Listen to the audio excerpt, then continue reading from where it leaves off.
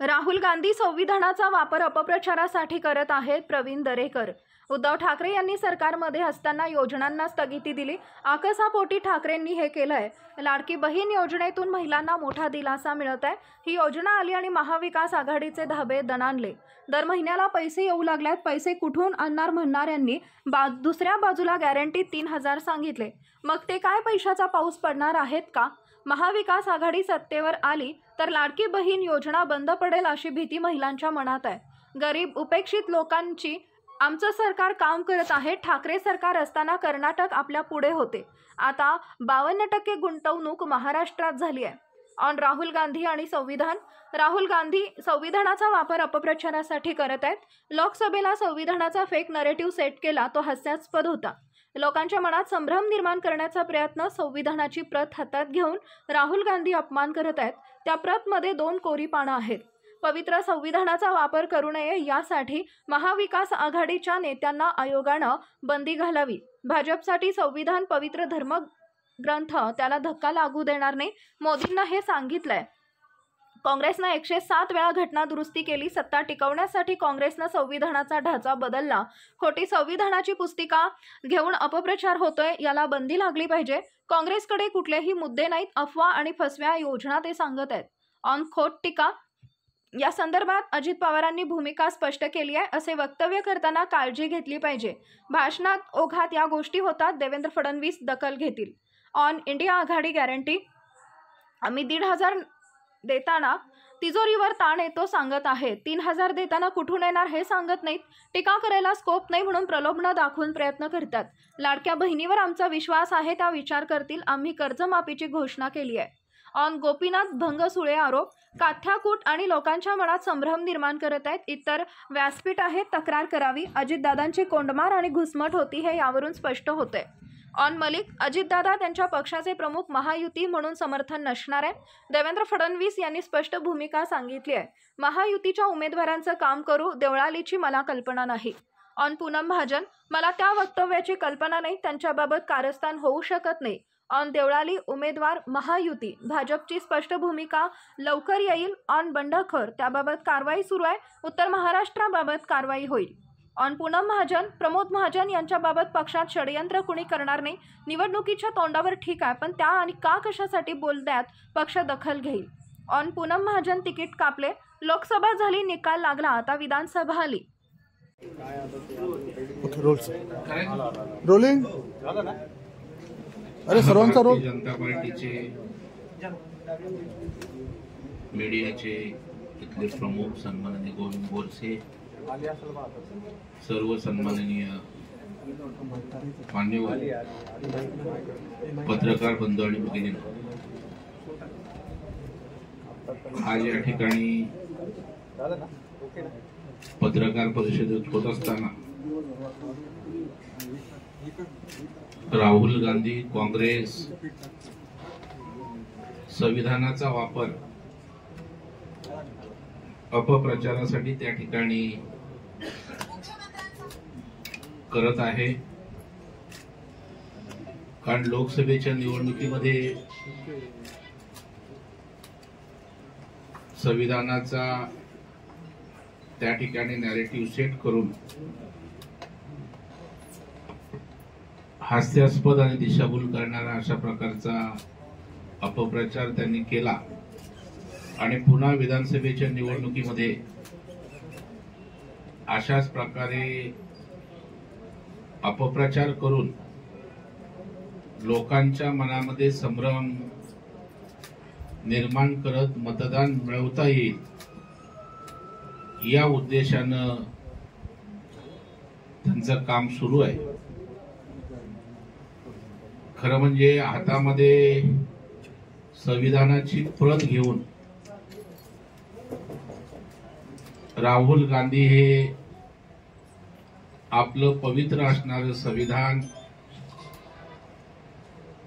त्याचा अपमान एवढ्यासाठी करतायत की नेमकं त्याच्यामध्ये काय आहे, म्हणजे आतमध्ये कोरी पानं आणि ती संविधानाची पुस्तिका दाखवत आपल्या राजकीय स्वार्थासाठी वापर करतायत. आणि म्हणून आपल्या या पवित्र अशा संविधानाचा वापर करण्यास निवडणूक आयोगानं महाविकास आघाडी नेत्यांना बंदी करावी अशा प्रकारची मागणी आपल्या माध्यमातून या ठिकाणी मी करतोय। खरं म्हणजे लोकसभेमध्ये लोकांची दिशाभूल झाली हे निवडणुकीनंतर स्पष्ट झालं। खरं म्हणजे संविधान हा भाजपसाठी सर्वोच्च पवित्र असा राष्ट्रीय धर्मग्रंथ असून त्याला कधीही आम्ही धक्का लावू देणार नाही अशा प्रकारची स्पष्ट ग्वाही या देशाचे पंतप्रधान नरेंद्र मोदी साहेबांनी या देशाला त्या ठिकाणी दिली आहे। उलट पक्षी काँग्रेसनं 107 वेळा घटना दुरुस्ती त्या ठिकाणी करत केवळ आपली सत्ता टिकवण्यासाठी घटनेचा ढाचा बदलण्याचं पाप काँग्रेसने या ठिकाणी केलंय आणि त्याच्यामुळे आज संविधानाच्या नावानं जे या ठिकाणी पुन्हा एकदा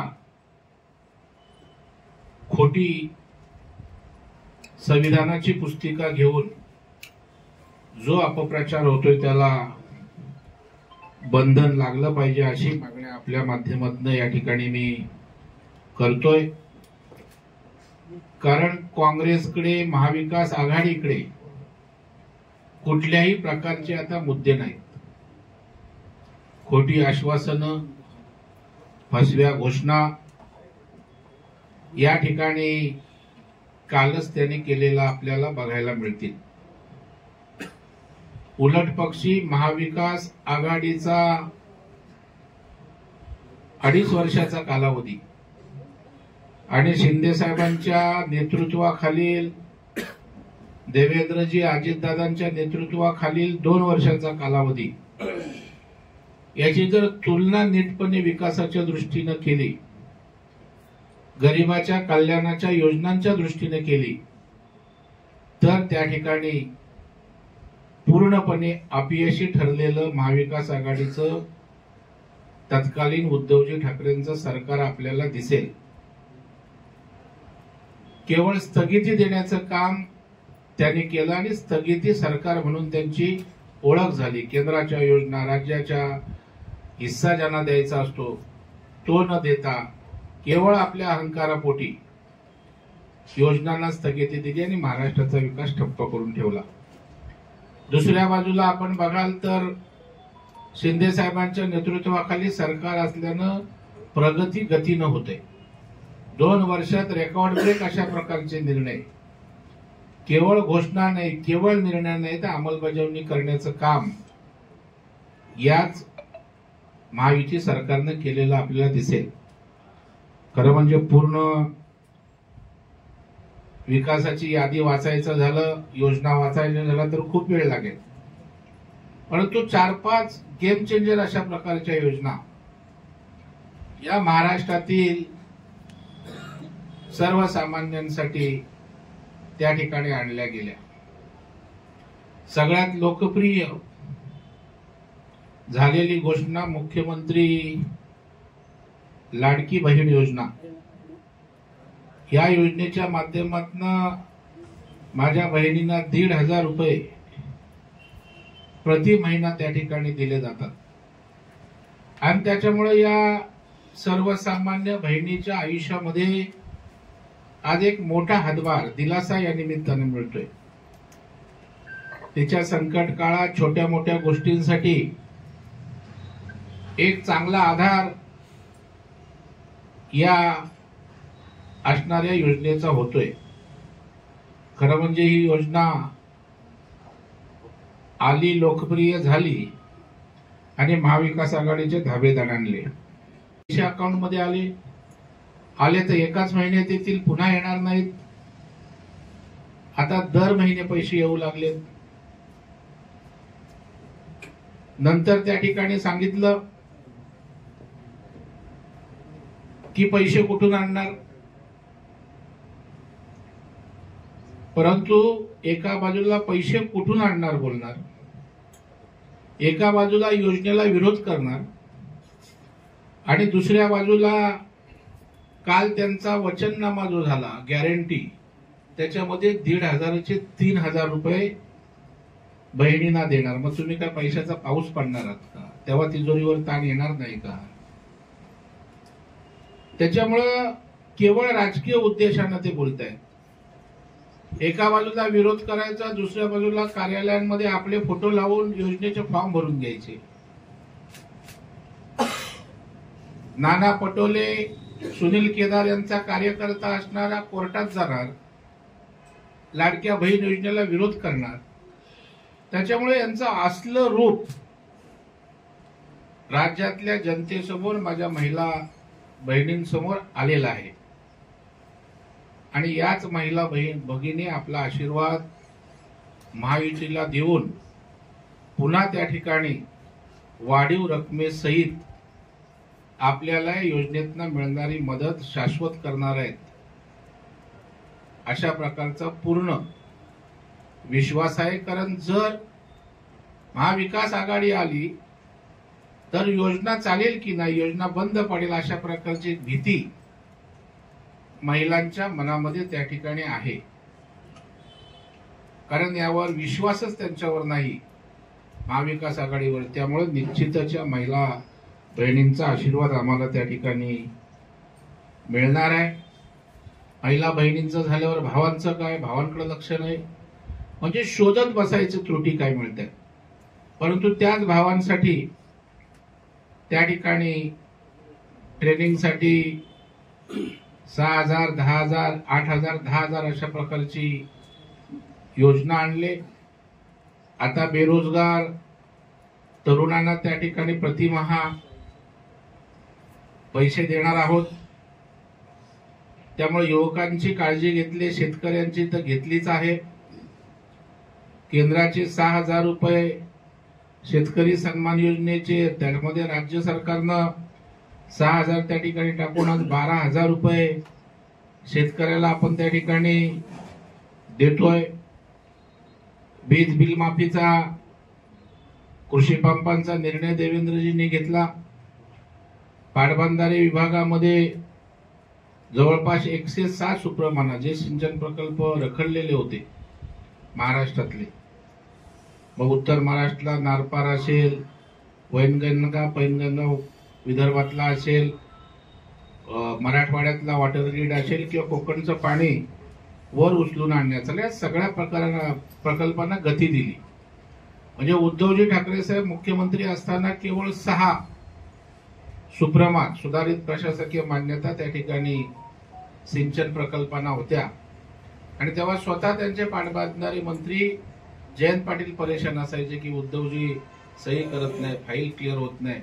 आणि अशा 106 प्रकल्पांना त्या ठिकाणी आपण मंजुरी दिली. कामं गतीनं त्या ठिकाणी सुरू आहेत. एकंदर कामगारांसाठी सरकार काम करते, स्वनिधीच्या माध्यमातून मदत होते, रिक्षावाल्यांसाठी महामंडळ आहे, छोट्या मोठ्या समाजांची जी महामंडळ आहेत, जो गरीब, उपेक्षित, वंचित आहे, त्यांची सरकार काळजी घेते. एका बाजूला मोठे प्रकल्प, इन्फ्रास्ट्रक्चर, आणि दुसऱ्या बाजूला सर्वसामान्य माणसाला त्या ठिकाणी आधार देण्याचं काम हे सरकार या ठिकाणी करतंय. मोठ्या प्रमाणावर गुंतवणूक या राज्यामध्ये येते. आपण बघाल, ज्या वेळेला उद्धवजी ठाकरे साहेबांचं सरकार होतं तेव्हा उद्योगधंद्यामध्ये कर्नाटक आपल्या पुढे होतं, गुजरात आपल्या पुढे होतं. परंतु आज गुंतवणूकमध्ये जवळपास देशाची 50% जास्त, 52% अशा प्रकारची गुंतवणूक ही महाराष्ट्रामध्ये या ठिकाणी झालेली आहे. आणि त्याच्यामुळे याच्यातनं मोठ्या प्रमाणावर रोजगार उपलब्ध होणार आहे. त्यामुळं बेरोजगार तरुणाच्या हाताला सुद्धा काम मिळणार नाही, अशा प्रकारे महायुतीच्या सरकारचा एक वेगळा विश्वास आणि आशा जनतेच्या त्या ठिकाणी वाढलेल्या आहेत.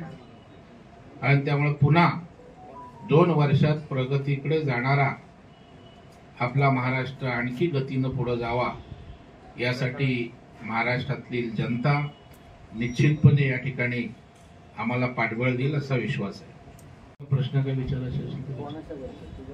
आपण मग बोलताना म्हणलं की संविधान हा धर्मग्रंथ आहे आणि त्याची बदनामी केली जात आहे, काय म्हणत आहे? असं म्हणायचं आहे की त्याचा राजकारणासाठी उपयोग करत असताना हातामध्ये जी पुस्तिका घेतात त्याच्या आतमध्ये नेमकं काय आहे, त्याच्यामध्ये कोरी पानं आहेत आणि त्याच्यामुळे अशा प्रकारे आपल्या पवित्र अशा प्रकारचं जे सध्याचं स्थान आहे त्याचा गैरवापर करून लोकांच्या मनात संभ्रम निर्माण करू नये अशा प्रकारची आमची अपेक्षा.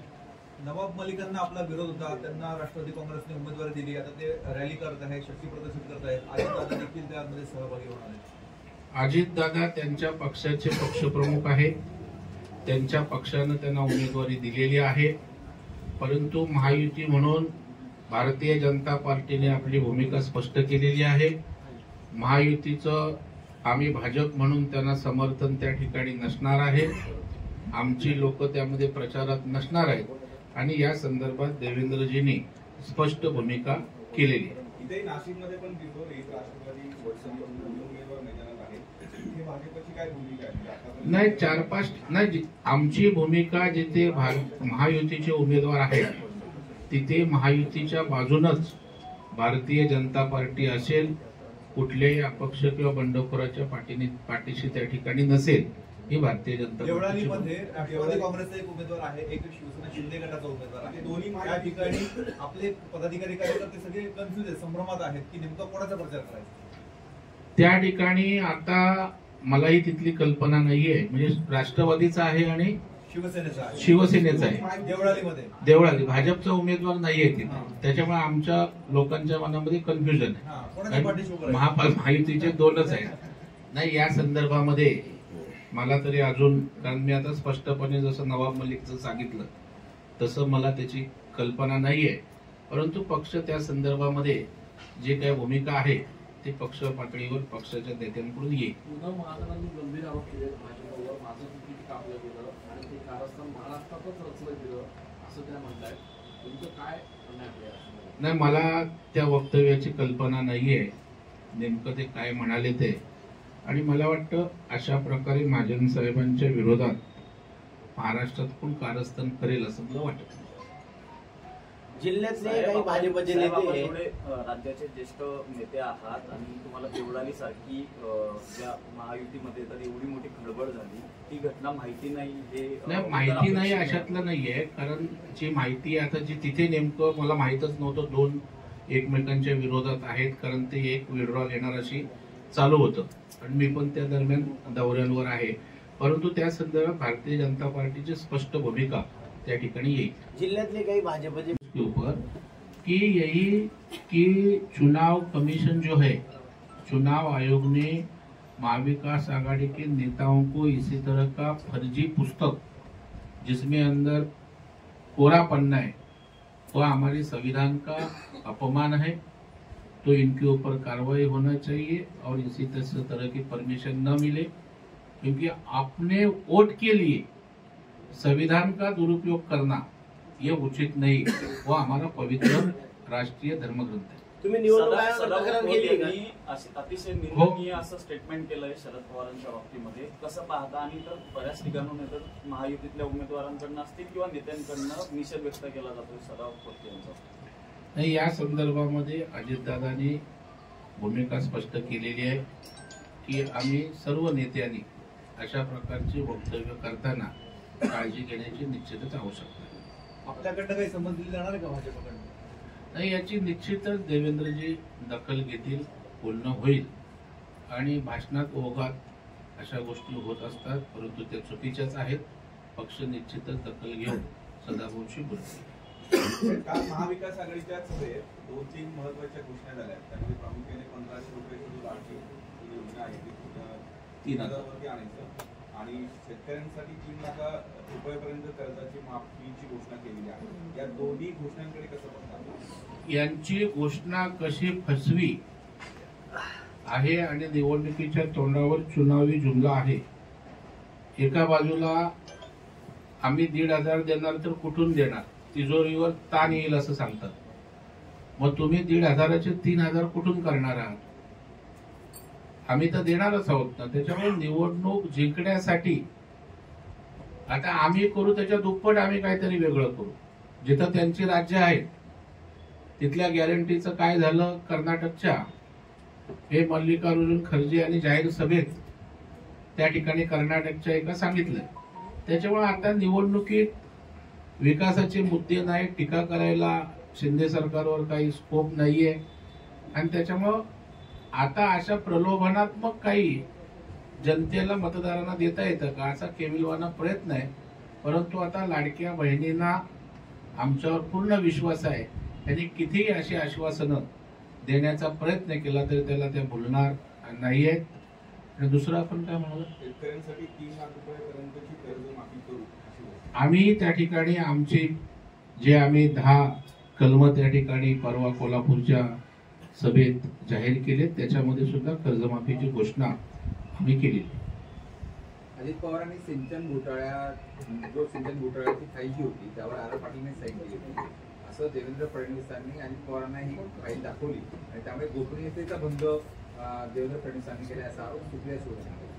नाही, आता त्यांची आरोपांची रणधुमाळी रोज आमच्यावर विकासात्मक काय बोलू शकत नाही, टीका काय करू शकत नाही. त्याच्यामुळे अशाच गोष्टींवरनं कात्याकूट करायची, लोकांच्या मनामध्ये संभ्रम निर्माण करायचा, या गोष्टी या ठिकाणी होणार आहेत. परत त्यांना ज्या गोष्टीचा भंग होतो या राज्यामध्ये लोकशाहीमध्ये अनेक प्लॅटफॉर्म आहेत, तिकडे तक्रारी करा, तिथे मागणी करा. परंतु एक गोष्ट 100% खरी आहे की अजितदादांची कशा पद्धतीनं कोणमाराने घुसमट होत होती हे या निमित्तानं या ठिकाणी कुठल्या लेवलचं राजकारण होत होतं हे बाहेर आलं. ठीक आहे. मला त्याची कल्पना आहे. उद्यापासून महाराष्ट्र विधानसभा चालेल किती वेळात? अर्धा तासात? हो तर तुम्ही बोला, मला एक 30 मिनिटं तरी लागते कारण भद्रकालीत आहोत. ठीक आहे. फार काही परिणाम जाणवले नाही या विधानसभेत जाणवेल असं वाटतंय. नाही, मोदी साहेबांच्या सभेचा परिणाम जाणवला नाही असं नाहीये. मग आता आम्हाला एवढी मतं कुठून मिळाली? मोदी साहेबांचा कालही मोदी साहेबांवर देशातल्या जनतेचा विश्वास आहे, तसाच आजही महाराष्ट्रातील जनतेचा विश्वास आहे.